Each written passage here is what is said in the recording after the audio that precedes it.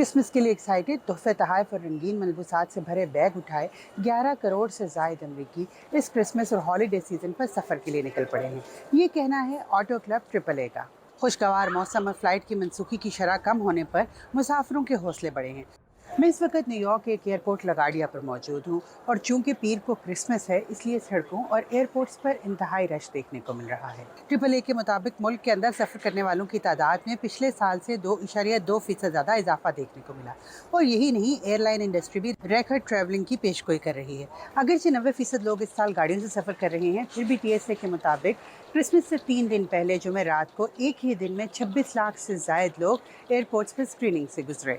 अमेरिकी airline trade group airlines for America को तवक्को है कि एयरलाइंस ताक़ीलात के दौरान 3 करोड़ 90 लाख से ज़ायद मुसाफिरों को लेके जा रही हैं, जो एक दिन में तकरीबन 28 लाख मुसाफिर बनते हैं। ये तादाद 2022 के मुकाबले में 16% ज़्यादा है। मगर ये सब लोग जाते कहाँ हैं?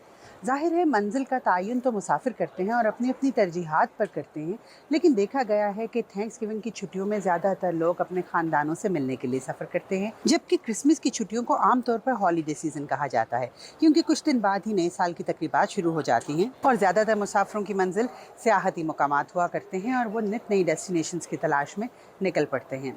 Aiza Irfan, voice of America.